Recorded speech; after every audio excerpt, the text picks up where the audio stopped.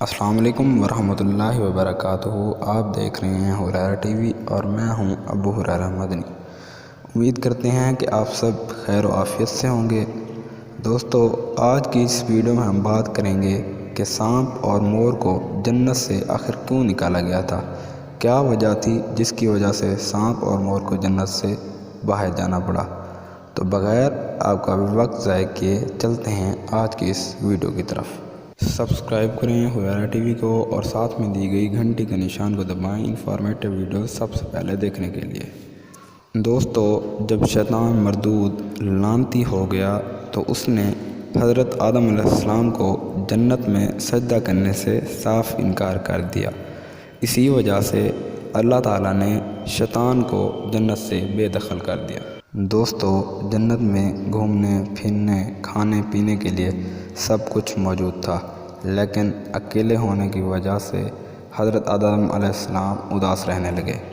تو اللہ تعالیٰ نے حضرت آدم علیہ السلام کا ساتھ دینے کے لیے بی بی حوا کو پیدا کیا۔ اس طرح وہ دونوں ایک دوسرے کا ساتھ پا کر جنت میں خوشی خوشی رہنے لگے۔ اللہ تعالیٰ نے ان دونوں سے کہا، ایک درخت کے بارے میں کہا کہ اس کا پھل کبھی بھی نہیں کھانا۔ دوستو، جنت میں سانپ اور مور بھی رہتے تھے۔ وہ سارا دن جنت کے اندر اور باہر کھیلتے رہتے تھے۔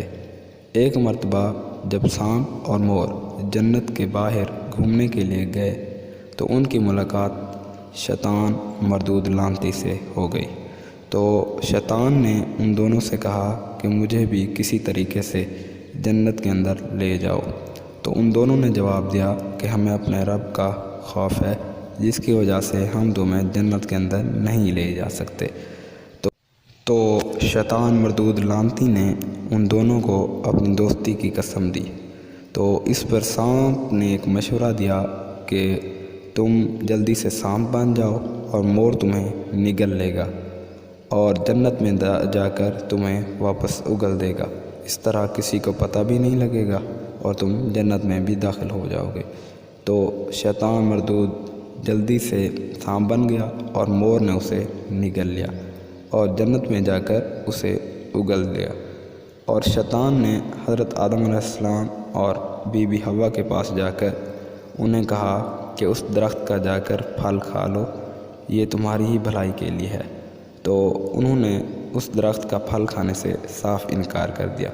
تو تب شیطان نے جواب دیا کہ اللہ تعالیٰ نے تمہیں اس درخت کا پھل کھانے سے اس لیے روکا ہوا ہے تاکہ تم ہمیشہ ہمیشہ کے لیے جنت میں نہ رہ سکو۔ تو پھر حضرت آدم علیہ السلام اور بی بی حوا نے وہی جواب دیا کہ ہم اس درخت کا پھل بالکل بھی نہیں کھائیں گے۔ جب حضرت آدم علیہ السلام سو گئے تو شیطان بی بی حوا کے پاس گیا اور انہیں بھڑکایا اور بی بی حوا ان کی باتوں میں آ گئیں اور انہوں نے اس درخت کا پھل کھا لیا۔ جب حضرت آدم علیہ السلام نیند سے بیدار ہوئے تو انہوں نے بھی ان پر دباؤ ڈالا کہ آپ بھی اس درخت کا پھل کھا لیں، تو مجبوراً انہوں نے بھی اس درخت کا پھل کھا لیا۔ تب اللہ تعالیٰ نے حضرت آدم علیہ السلام اور بی بی حوا سے کہا کہ میں نے آپ کو اس درخت کا پھل کھانے کے لیے روکا تھا، تو آپ نے اس درخت کا پھل کیوں کھایا؟ تو اس پر حضرت آدم علیہ السلام اور بی بی حوا نے اللہ پاک سے معافی مانگی اور اللہ پاک نے ان کو معاف کر دیا اور ان سے کہا کہ اب آپ ایک خاص عرصے کے لیے زمین پر رہیں گے۔ سانپ بہت ہی زیادہ خوبصورت تھا اور اس کے منہ سے ابرک کی خوشبو آتی تھی، اور مور بہت ہی زیادہ خوبصورت تھا جب وہ جنت میں تھا۔ تو اللہ تعالیٰ نے سانپ اور مور کو جنت سے اس لیے نکالا کیونکہ وہ شیطان کو جنت میں لے کر آئے تھے۔